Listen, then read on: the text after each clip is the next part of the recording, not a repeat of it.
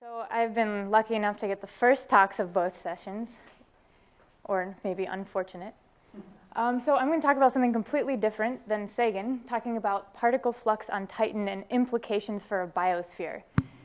And it sounds really sexy, I know, but it's not as sexy as exomoons or life on other planets, but I'm going to try and make it spicy for you guys.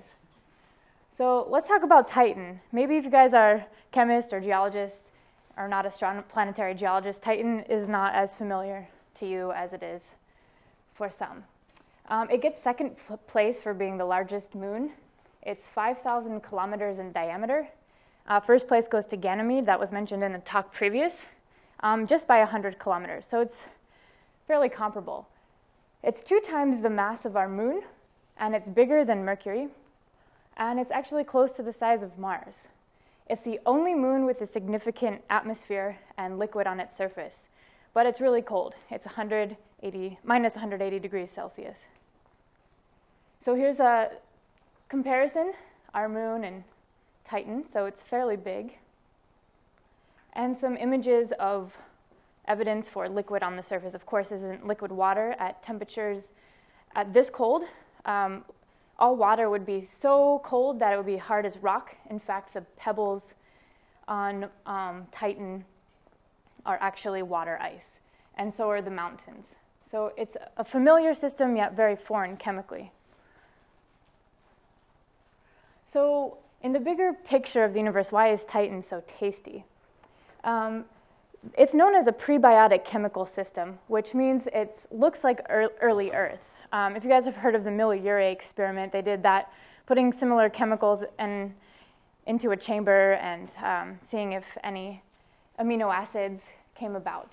Well, its atmosphere is mainly nitrogen with a little bit of methane, so it's really similar to early Earth conditions. And there's also a possible internal water ocean, kind of similar to Europa, a little bit smaller.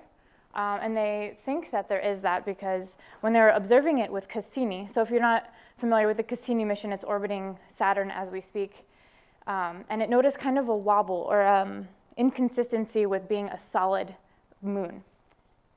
It's rich in organics, and it has active surface geology. And it's also got a protective atmosphere, which we know is good for life. And it's inside Saturn's magnetosphere, so it's got protection. So it is kind of an ideal candidate, and it perks astrobiologists' ears, for sure. And here's just an image of what a possible internal ocean might look like. But is it enough? Is it enough for life as we know it on Earth? So the really cool thing is there's a synthetic biologist at the University of Florida at the FAME lab, at the, I forget what it stands for, Grasshopper? Foundation for Applied Molecular Evolution. Thanks. And he has all these crazy theories of creating a type of biochemistry at these pressures and temperatures on Titan. But you would need a couple of other things that then already exist on Titan, and we'll go into it in just a second. So fortunately for Titan, it's being bombarded with a couple of extra goodies. Pew, pew. So has anyone heard of interplanetary dust particles? It's kind of left over from the formation of the solar system. Just particles that are just floating around in our solar system, and some reach Titan. And we wanted to know, okay, what's making it to Titan? If we want to have a biosphere there, if we want to envision these creatures that could live or have metabolisms or biochemistry at these temperatures and pressures, what would you need? So we want to see what's making it rain on Titan. There's also E-ring particles that we're going to look at, and that's coming from an Enceladus. So here's a picture of Saturn, and it's creating this ring called the E-ring. So the rings are all labeled A, B, C, D, and the E-ring is this diffuse one here. It's a little bit different than the other rings, and it's produced by our friend Enceladus. So Enceladus, as you probably know, has water geysers coming out of its south pole, or I like to call it the pee-pee moon. You're not laughing, that was hilarious.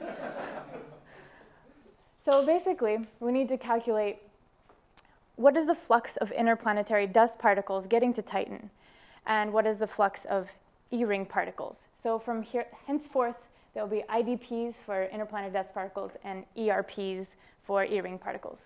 And we know what's getting there by this really nifty instrument on Cassini called the CDA, or Cosmic Dust Analyzer. And the elements that we're interested in are germanium, oxygen, boron, arsenic, and molybdenum. And we were told by Dr. Steve Benner that these would be helpful in very cold biochemistries. So from the E-ring, let me back up. So interplanetary dust particles, we're assuming a chondritic composition, which if you've ever heard of chondrites, meteorites, it's a similar composition to that.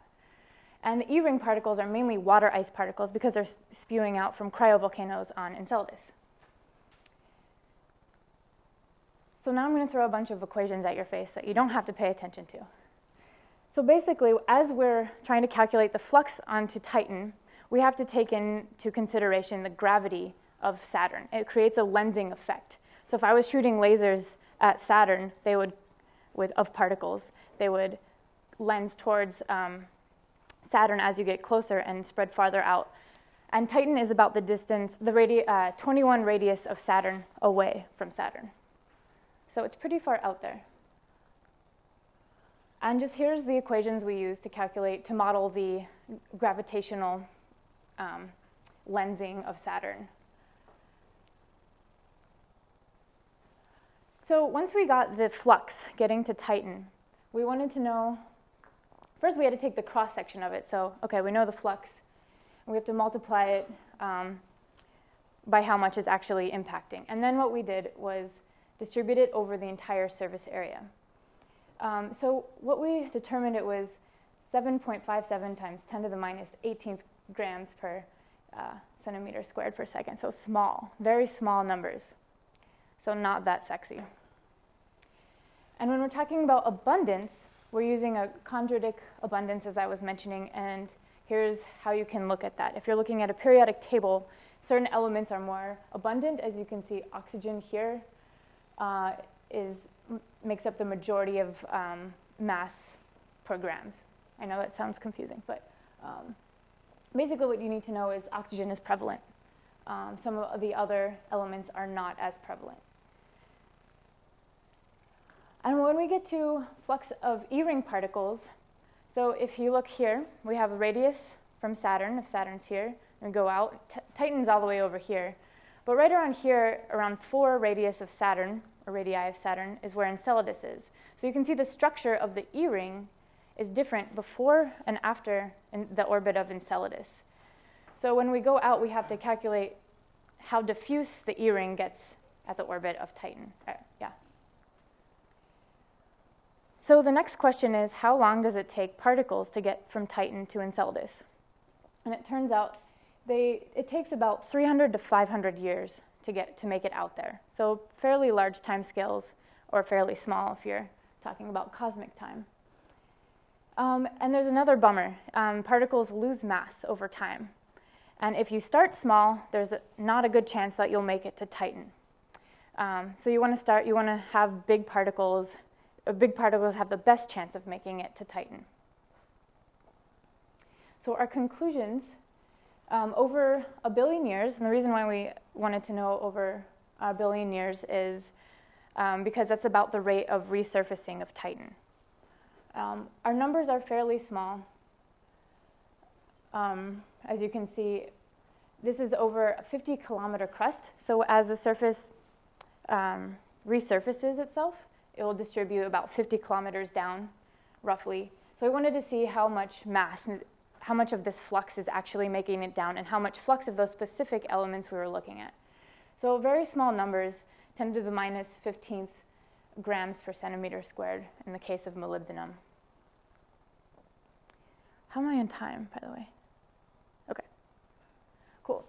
So I think I actually went too fast. I had like 20 slides. So basically what I wanted you to get out of this is, at the distance of Titan, interplanetary dust particles are more dominant than E-ring particles, which is kind of counterintuitive. So you would think that E-ring particles would populate Titan more, but because of the nature of the ring and how it diffuses past Enceladus, it turns out E-ring particles are dominant by an order of magnitude. And the other conclusion, it's not incredibly promising for a potential biosphere. And I wish I had better news for you. But it provides an interesting case if we're looking at other solar systems, if we're looking, exosolar systems. And we're trying to see if there's possible nutrients for exotic forms of life in different parts of the solar system. This is a good model to use. And ongoing in future studies, we want to look more into cratering rates and see how that affects and resurfaces Titan, and different surface processes, and how the abundance works its way through the crust and the implications for life. And I know I probably went a little bit too fast. Actually, you're just about perfect. Okay, so I'll take any questions, and thank you.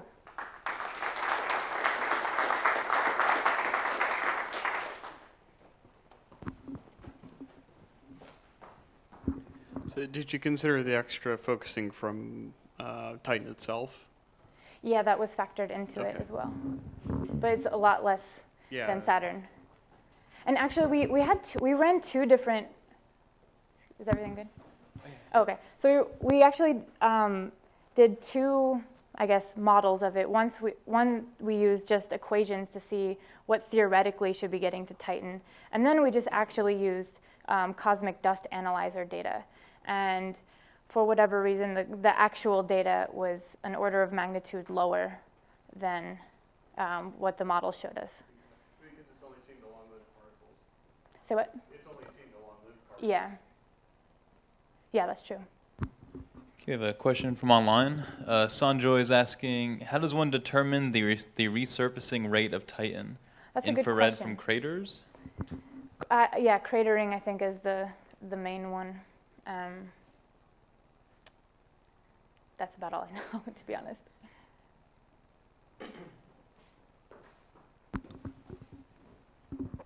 Have you looked at the particle flux from the E-ring on Enceladus itself? We haven't, much no. comes But back? they're, one of the equations that we use, how do I go back?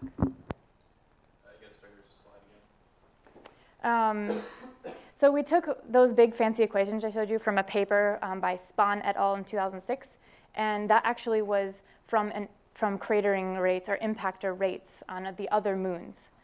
So I think that has been done, but we didn't look into it. Yeah. Yeah, and actually.